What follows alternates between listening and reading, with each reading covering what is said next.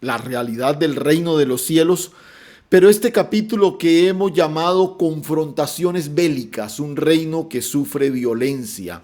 Y ojo, no es porque no haya más que decir sobre este asunto de las confrontaciones bélicas en el reino, no, sino porque hemos usado este texto como marco de referencia y por lo menos este servidor, esto es lo que ha podido apreciar ahí. Entonces, esto es lo que he compartido desde mi acercamiento a la escritura en este tema con ustedes.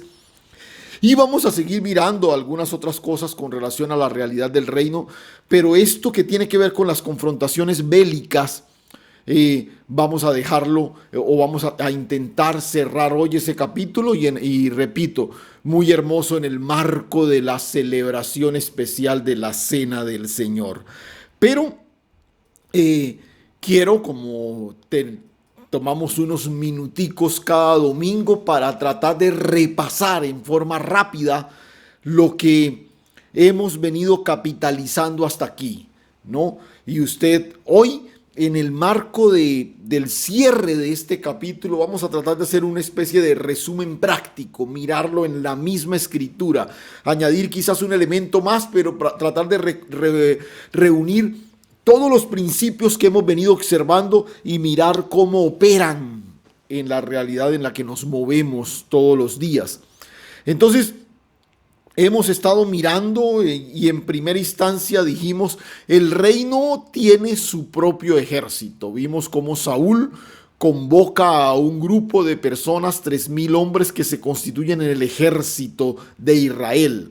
Todo el pueblo respondía cuando era convocado, pero el ejército estaba ahí 24 horas, 7 días a la semana, comprometido con la defensa y los intereses del reino.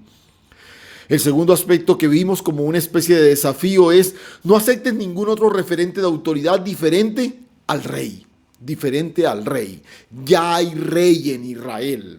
La figura de Saúl cambiaba por completo la manera de gobierno y ahora el pueblo se sometía a la autoridad del rey. Jonatán, su hijo, derriba una guarnición de los filisteos para que el pueblo entendiera que ya no hay otra autoridad distinta, sino la del soberano que había sido elegido por Dios para gobernar al pueblo.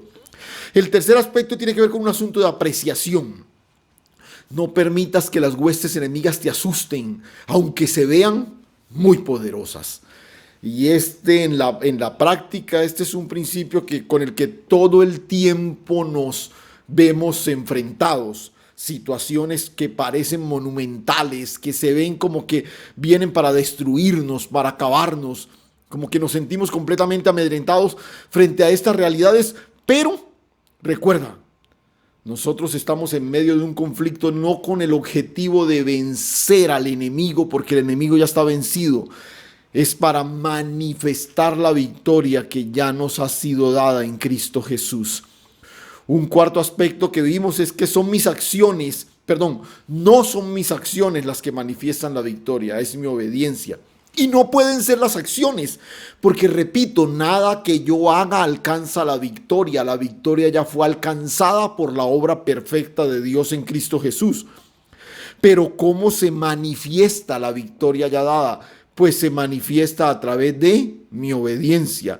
Y dijimos, la obediencia es una vida sujeta a la palabra.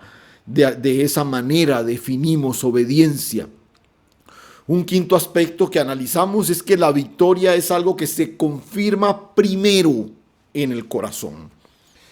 Y el asunto, la diferencia entre Saúl y su sucesor es que su sucesor fue un hombre inclinado al corazón de Dios. Saúl fue inclinado al poder. Saúl se inclinó a todos los privilegios que la monarquía le otorgaba, pero no hacia el corazón de Dios. Por eso la victoria es algo que primero se confirma en el corazón. Cuando tú puedes tener un corazón inclinado a todo aquello que se sintoniza con lo que Dios quiere, tú vas a vivir todo el tiempo la victoria que ya te fue dada.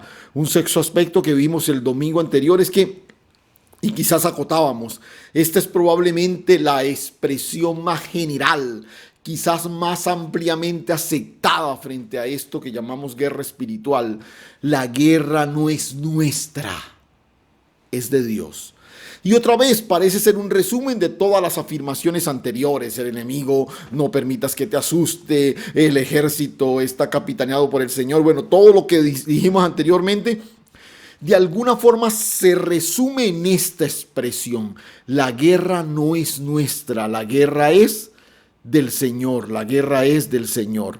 Y como fue lo que vimos el domingo pasado, recordemos rápidamente tres cosas con relación a eso. Si esta es quizás la expresión más concluyente en cuanto a los conflictos bélicos, la guerra espiritual, lo primero es que yo necesito creerlo.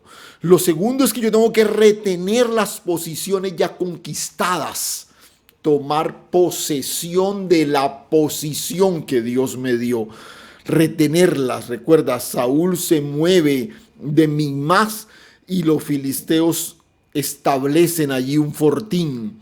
Pero la tercera cosa que vimos es que estamos llamados a avanzar. Hacemos parte de una iglesia militante, somos parte de un reino que avanza, que conquista, que se mueve. Y este es el desafío final que la palabra nos regalaba. Y entonces, digamos que resumiendo gran parte de lo que hemos visto hasta este momento, la guerra es del Señor.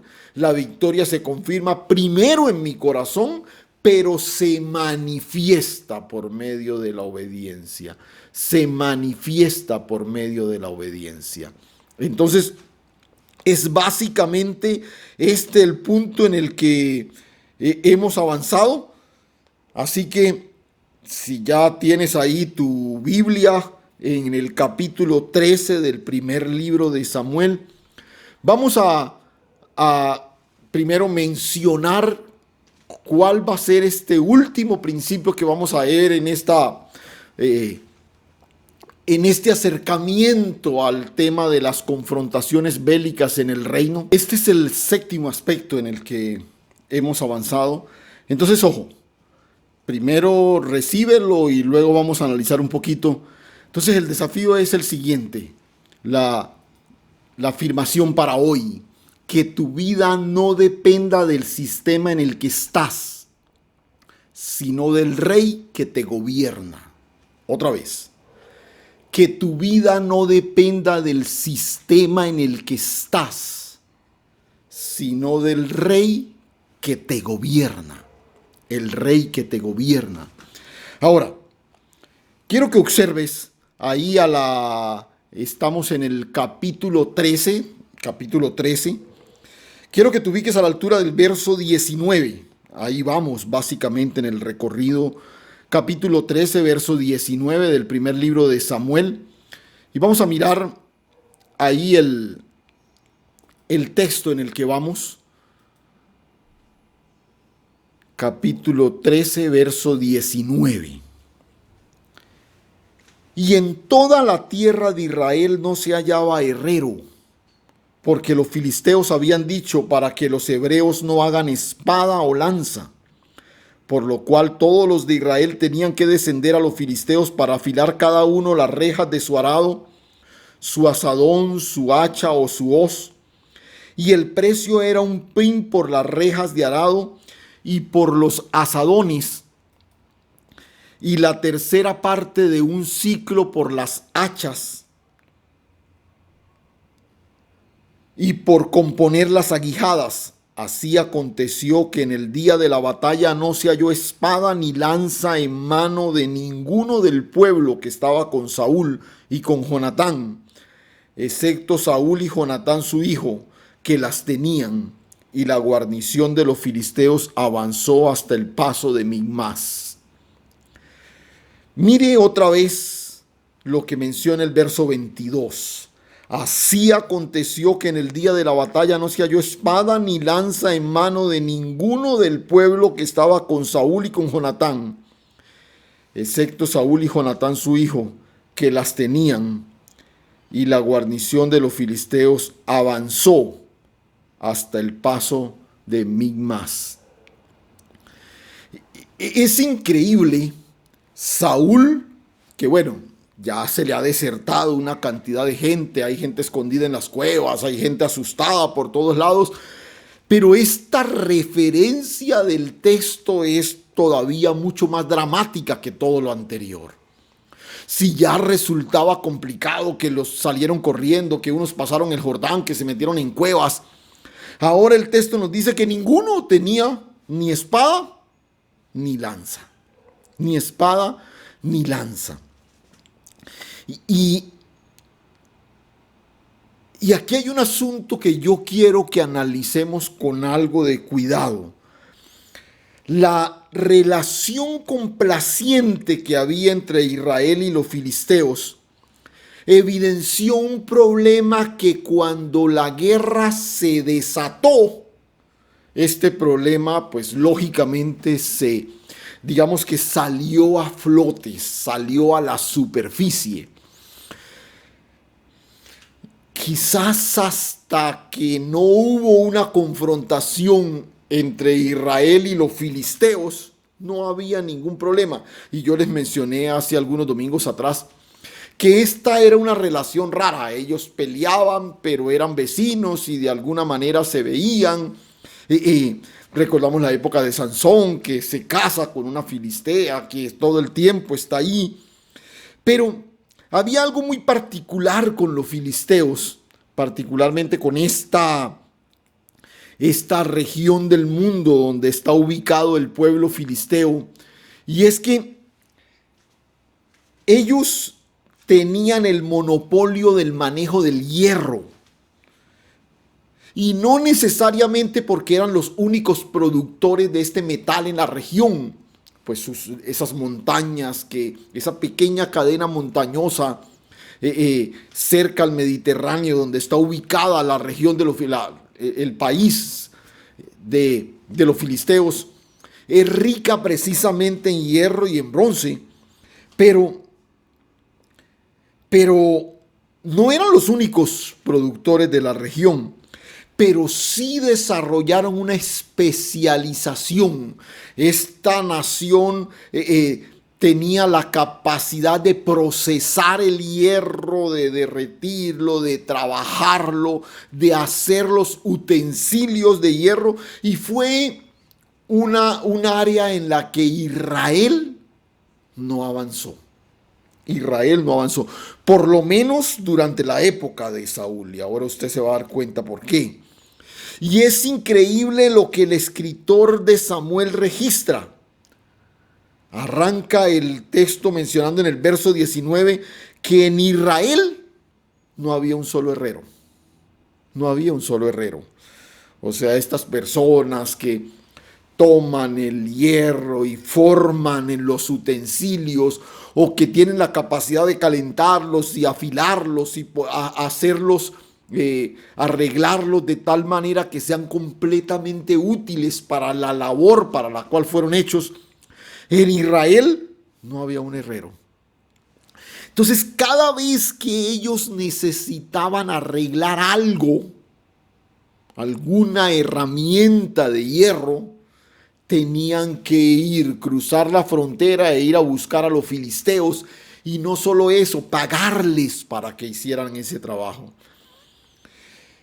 Esta nación se especializó no solo en la explotación, sino en la fundición y en el trabajo artesanal del hierro.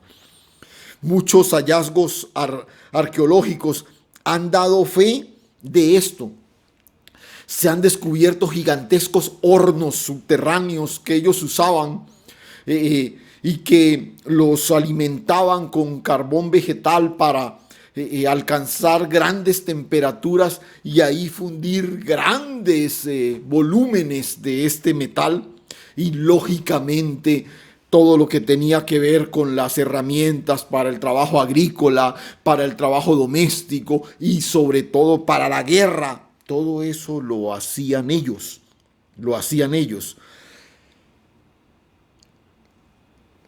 Al final de este capítulo 13, donde se ha descrito toda esa confrontación de Saúl con sus archienemigos, uno observa un detalle que lo hace estremecer. Israel tenía una dependencia de los filisteos.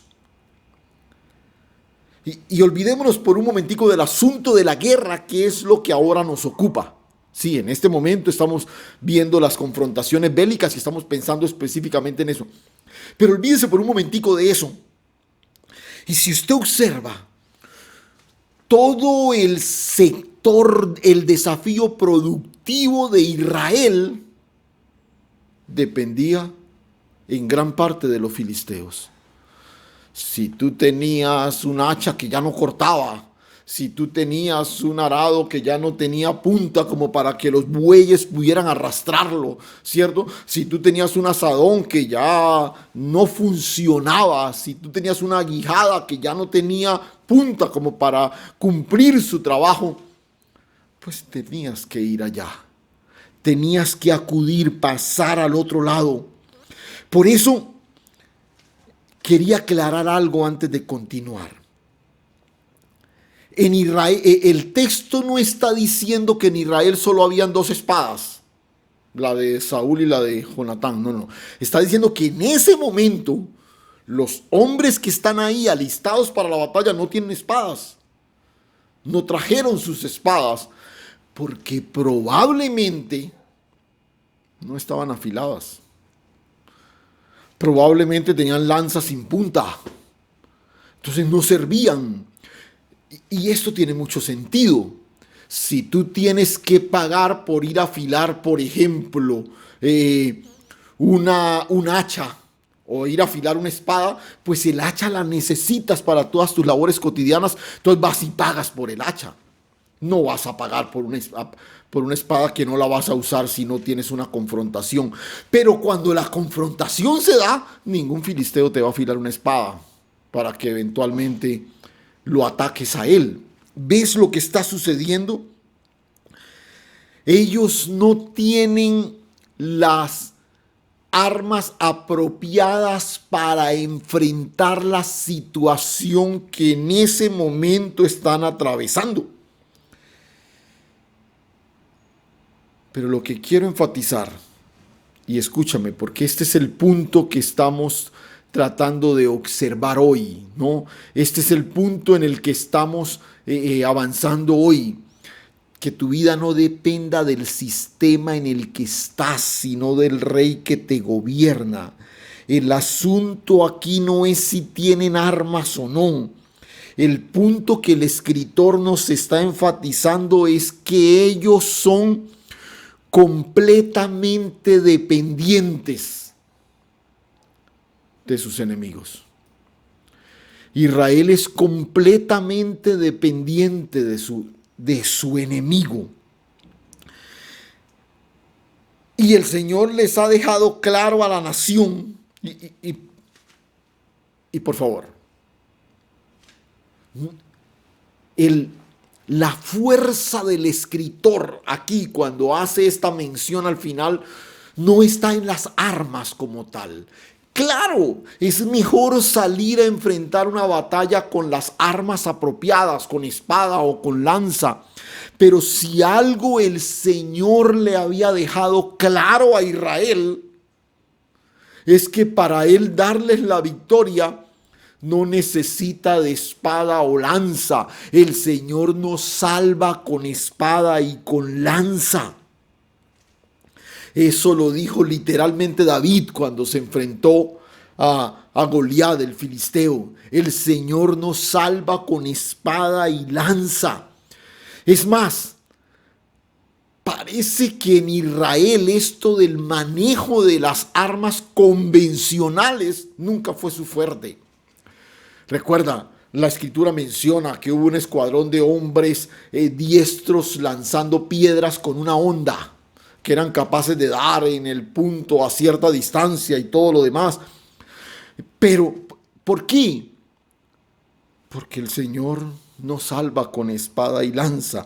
Pero, perdón que insista, eso no quiere decir que no debemos usar espada o lanza. Claro, es mejor enfrentar una batalla con las armas apropiadas. Pero repito, la mención del texto no está enfatizando la ausencia de las armas. Lo que el escritor de Samuel nos está diciendo es la dependencia malsana, la dependencia esclavizante que Israel tiene con los filisteos. Dios en muchas ocasiones les dio al pueblo la victoria sin espada y lanza. David derrotó a Goliat con una piedra. Gedeón derrotó a un número incalculable de madianitas con solo 300 hombres, armados con una trompeta, una antorcha y un cántaro. Jueces nos registra también que Sangar derrotó a 600 filisteos con una guijada de bueyes, con un palo que tiene una punta. Con eso los derrotó. Pero hay algo que yo quisiera que usted notara en y quiero tratar de tener la claridad para expresárselo en los próximos minutos. Y quiero dejarle una tarea, y de verdad me fascinaría que usted me la haga llegar, Lea, por favor, no ahora, al final del día o durante la próxima semana, todo el capítulo 14. Y trate de identificar en el capítulo 14, en la historia del capítulo 14, los 7 principios que hemos aprendido tocante a las confrontaciones bélicas. Porque en ese capítulo 14 el Señor está ilustrándonos este principio que está aquí al final del capítulo 13 y lo que yo les estoy puntualizando. Que lo grave aquí no es que Israel no tenga espada y lanza. Lo grave aquí es que Israel dependiera de una manera tan directa de sus enemigos. Por eso reitero, no dependas del sistema en el que estás. Hemos desarrollado una dependencia malsana del sistema en el que estamos.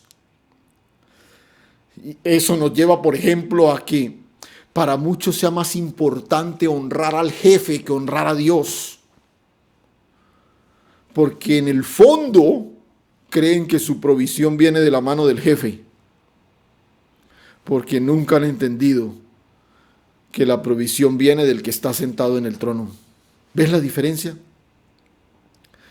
Tu jefe, tu trabajo, es solo el instrumento que Dios usa para hacerte llegar lo que desde el cielo te ha provisto. Pero yo necesito tenerlo claro.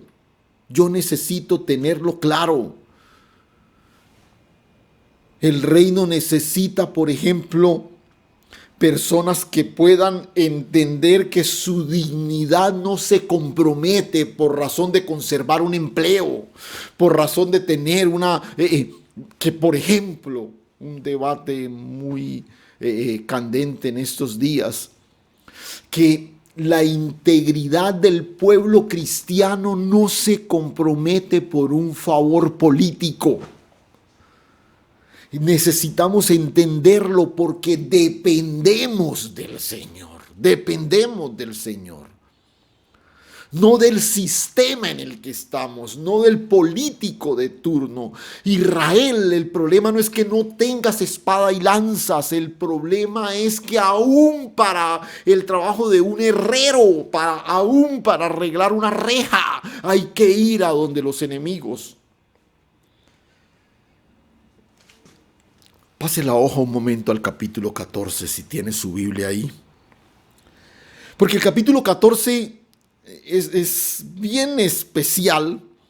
Es un capítulo donde hay una descripción de toda la valentía que adornaba la vida de Jonatán, el hijo de Saúl. Y el texto arranca mencionando que Jonatán decide enfrentar a la guarnición de filisteos.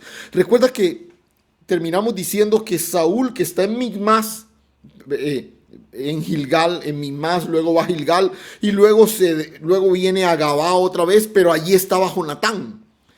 Entonces parece que Saúl está en un extremo de la población y Jonatán está en el otro. Y Jonatán decide avanzar e ir a enfrentar a los filisteos. Ojo, nota la mentalidad de Jonatán. Vimos en el caso anterior que el único que avanza parece ser el ejército filisteo, pero Jonatán decide avanzar.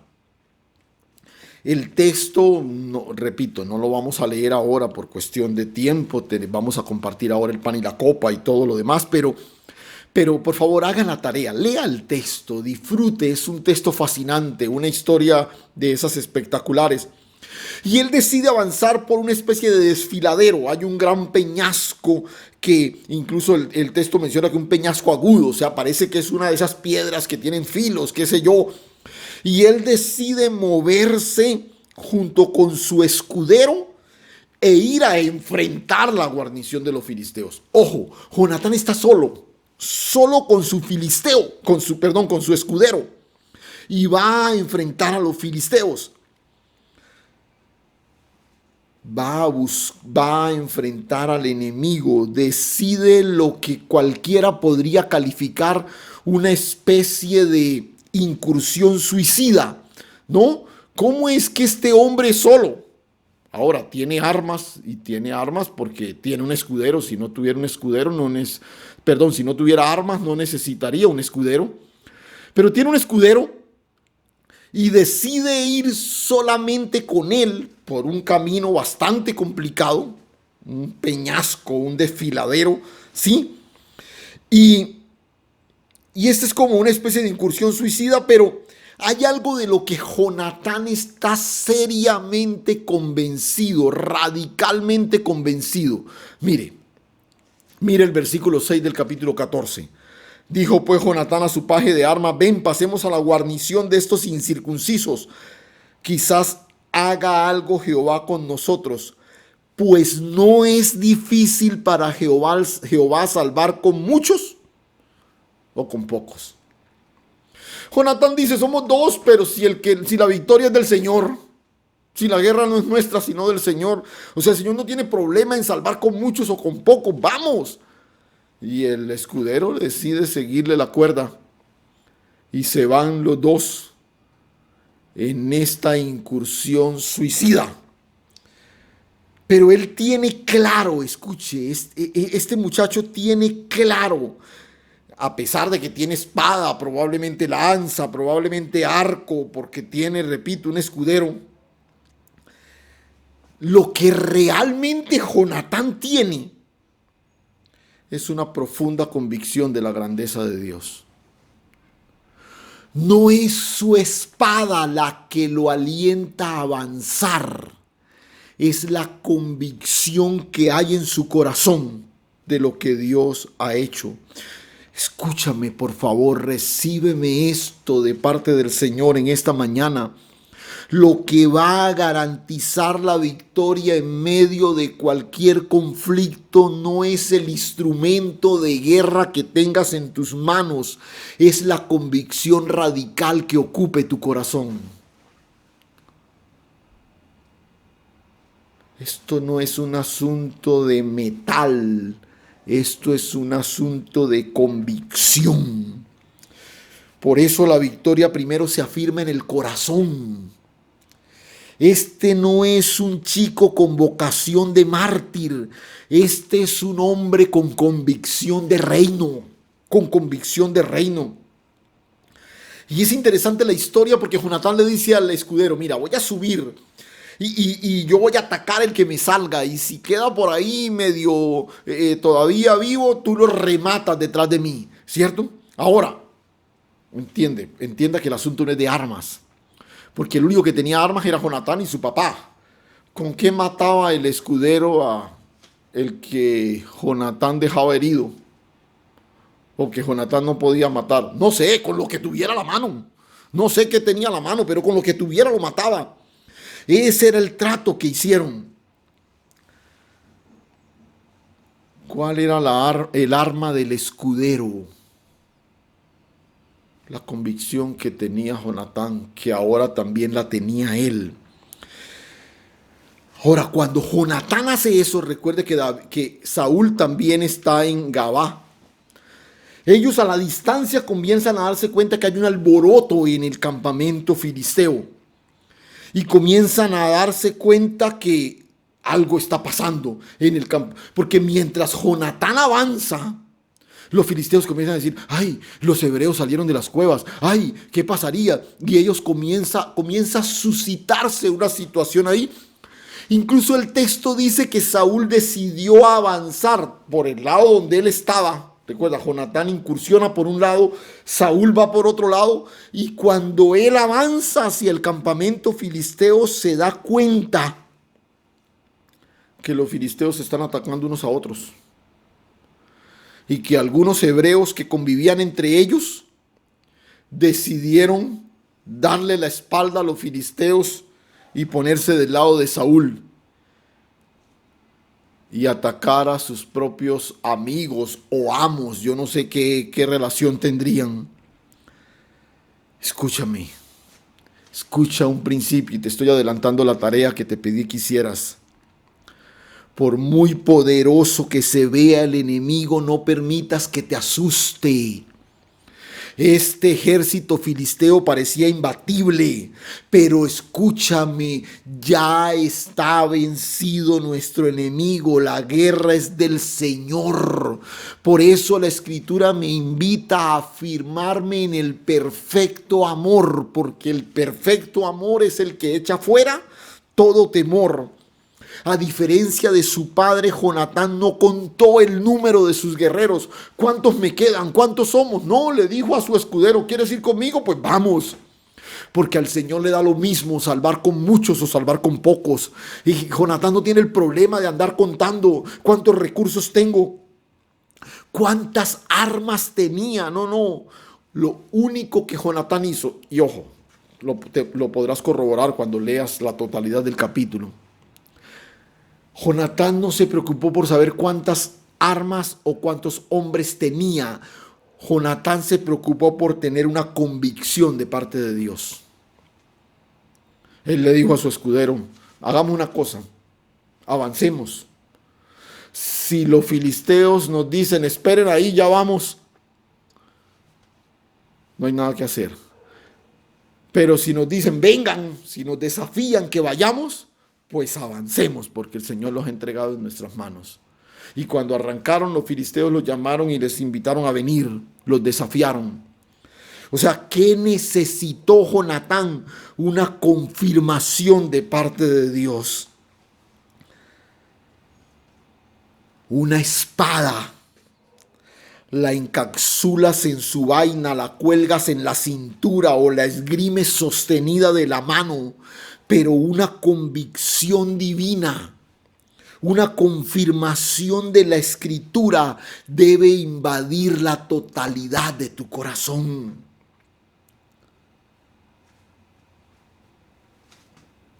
Por eso, el perfecto amor no lo puedes amarrar a la cintura y meterlo dentro de un estuche. El perfecto amor debe llenar la totalidad de tu ser. No es un metal que puedas levantar, es la vida que te debe habitar. De eso se trata. De eso se trata. Por eso te decía hace un momento, el problema aquí no es un asunto de no es un asunto de armas. El problema aquí es un asunto de la dependencia nociva, la dependencia malsana que Israel desarrolló de los filisteos.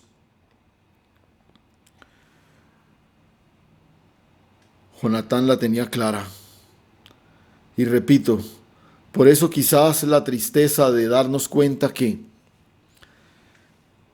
este hombre pudo ser uno de los grandes reyes en Israel. Pero mira, el asunto aquí es entender lo siguiente.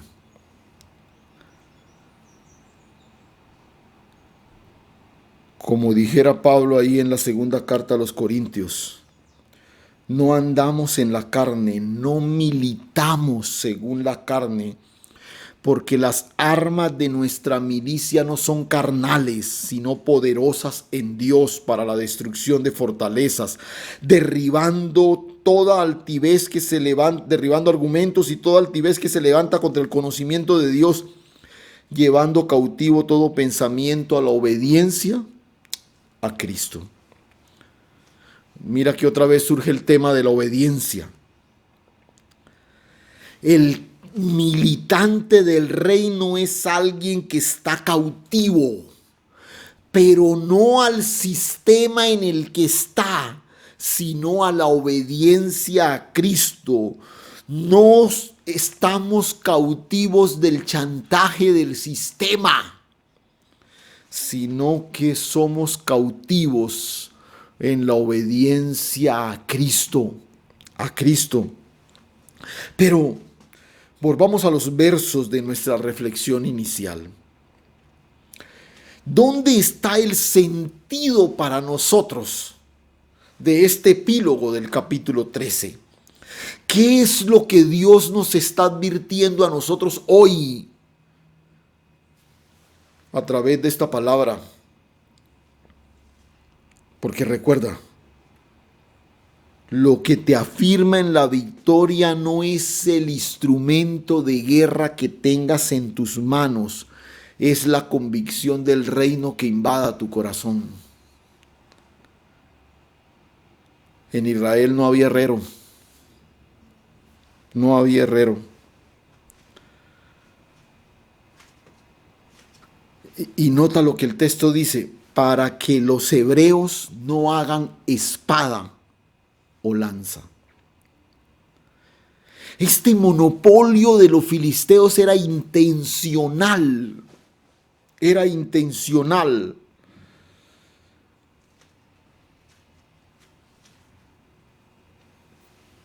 Esa dependencia que a veces desarrollamos del sistema en muchas de las áreas de nuestra vida es parte de la estrategia intencional de las tinieblas por mantenernos cautivos.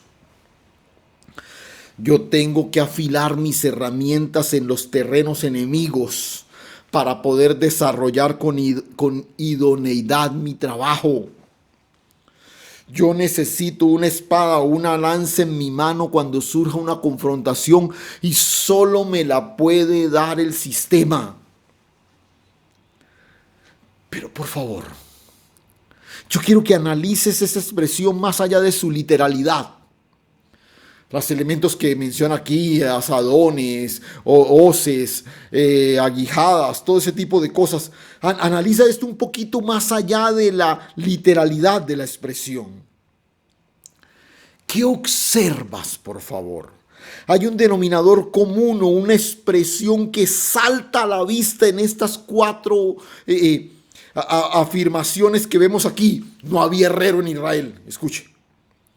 Los hebreos no pueden hacer espadas ni lanzas. Tienen que tomar sus herramientas y afilarlas, hacerlas útiles en el terreno del enemigo. Y no pueden tener una confrontación, no pueden tener las armas apropiadas en medio de una confrontación. Si observas en estas cuatro afirmaciones que el texto dice, hay un denominador común que salta a la vista. Y es la dependencia malsana que Israel desarrolló contra su vecino y enemigo. Una relación que afectaba la vida productiva de la nación, que los hizo dependientes de las habilidades y de los conocimientos de sus contradictores. Y es aquí donde quiero cerrar mi reflexión.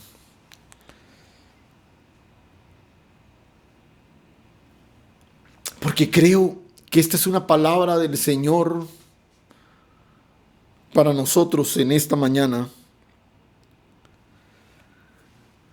Porque a veces me da la impresión que nos hemos vuelto exageradamente dependientes del sistema en el que estamos.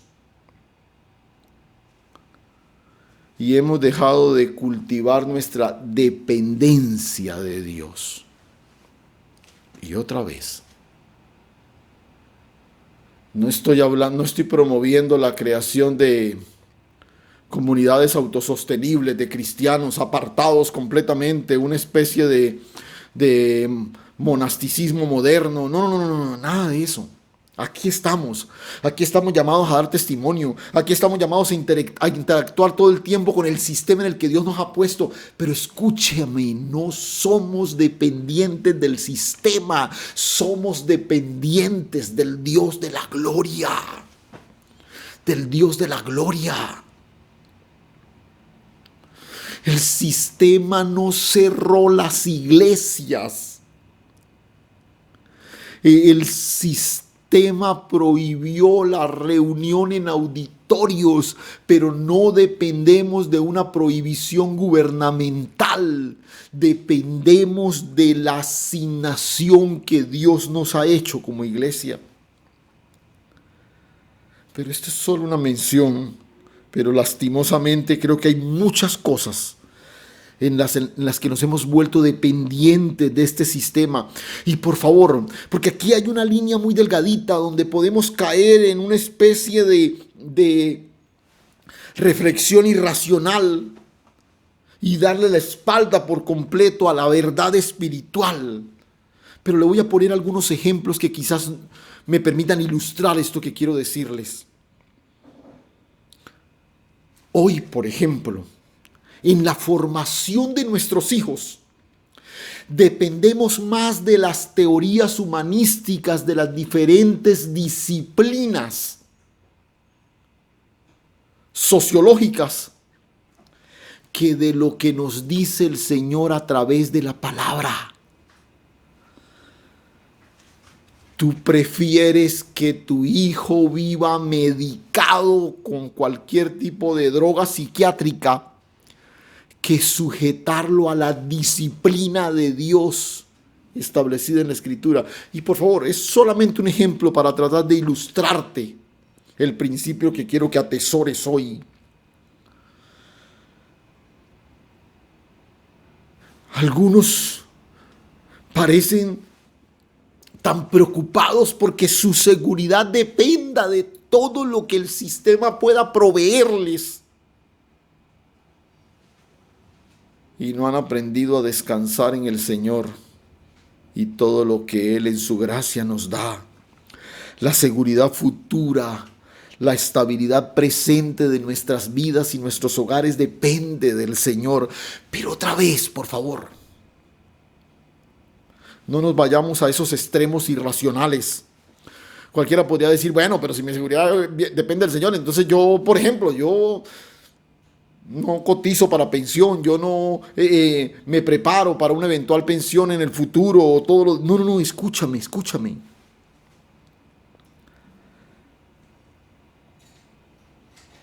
Si tú puedes hacer provisión para tu pensión y no lo haces, eres un insensato. Pero si por alguna razón no pudiste hacerlo, porque no eran las condiciones laborales de antes y todo lo demás, yo quiero decirte a ti que quizás estás en esa situación, que es el Dios de la gloria quien te sostendrá. No importa si no tienes un fondo de pensión que te dé algo una mesada al final del mes.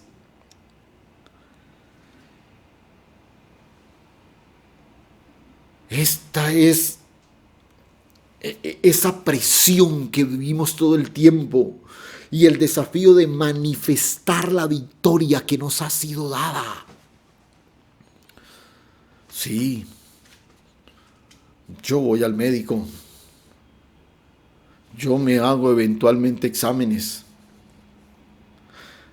pero yo tengo el absoluto convencimiento de que mi vida y mi salud son parte de la herencia de Dios en Cristo Jesús. Yo dependo para mi bienestar del que está sentado en el trono. disfruto de los servicios de salud como esa provisión de Dios. Pero si no hay la forma, no hay problema. No sé si estoy siendo lo suficientemente claro, y aquí es donde quisiera tenerlos al frente para ver si mueven la cabeza diciendo sí o no. Este cuadro del herrero. No había herrero en Israel. En este cuadro de ese herrero que no hay en toda la nación, es clave para la vida productiva. El herrero es para la vida productiva lo que el profeta es para la vida espiritual. Si no hay profecía, el pueblo se desenfrena. Si no hay un herrero, tendrás que acudir al sistema para que te provea lo que necesites, para que te arregle lo que está dañado. Por eso, las parejas no van a la escritura para buscar instrucción de Dios para arreglar lo que está dañado. Antes de ir a la escritura, van a los abogados, al psicólogo. Y por favor, no estoy satanizando estas disciplinas, al contrario, son poderosos instrumentos con los que hoy contamos. Pero escúchame, mi dependencia primera es de Él y de su palabra. Pocas figuras son tan claras en cuanto a nuestra relación con el sistema como lo fue la relación de Israel con los filisteos. Mira, Israel tuvo una relación muy cercana con los filisteos. Tenemos personas que se casaron con filisteos. Tenemos ciudades que compartían juntos.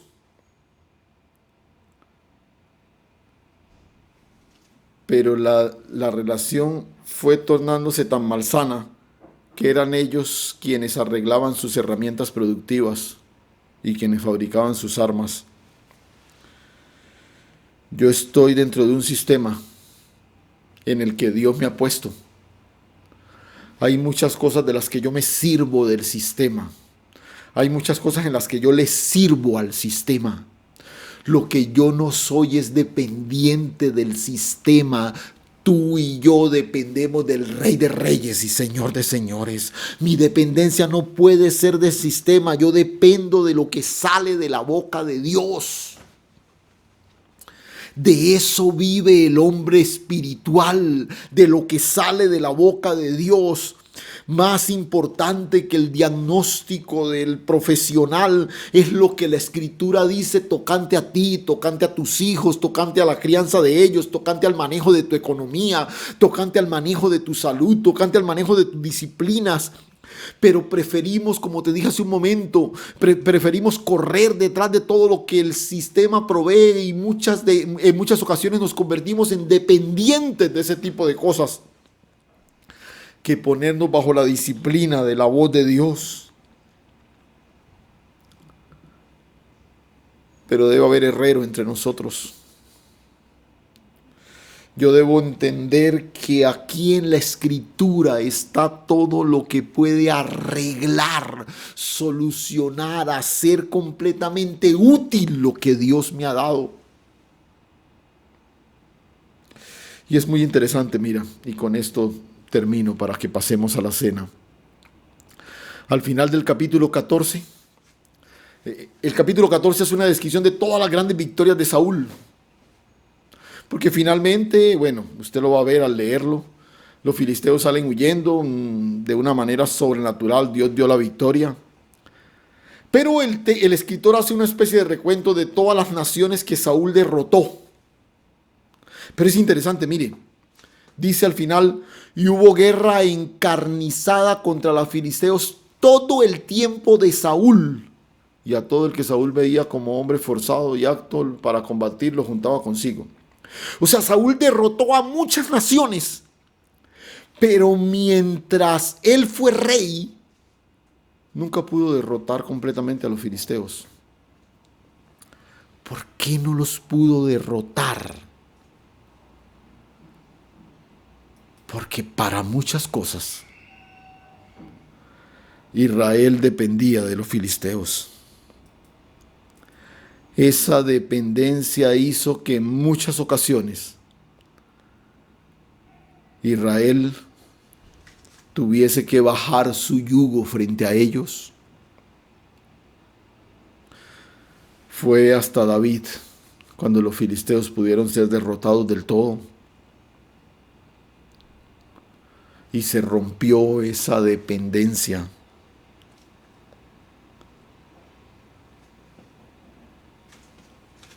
Este es el desafío de la palabra. Quiero invitarte a que cierres tus ojos por un momento. Y vamos a orar. Padre, gracias, Señor. Gracias. Gracias por recordarnos hoy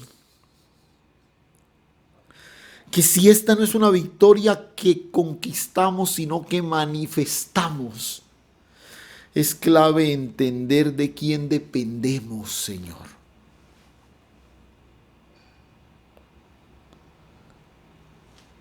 Ayúdanos, oh Dios. Ayúdanos a apreciar con toda claridad que nuestra dependencia es de ti, a entender que nuestros instrumentos productivos, Señor, se potencializan por lo que tú has hecho, Padre amado, y que las armas de nuestra milicia no son carnales, son poderosas en Dios para la destrucción de fortalezas. Hoy nos afirmamos en nuestra dependencia a ti.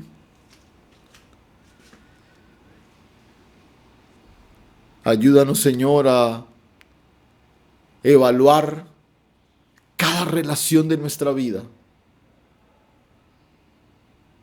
y analizar qué tan dependientes nos hemos vuelto del sistema en el que estamos y a responder al desafío de depender únicamente de ti. Gracias, Señor.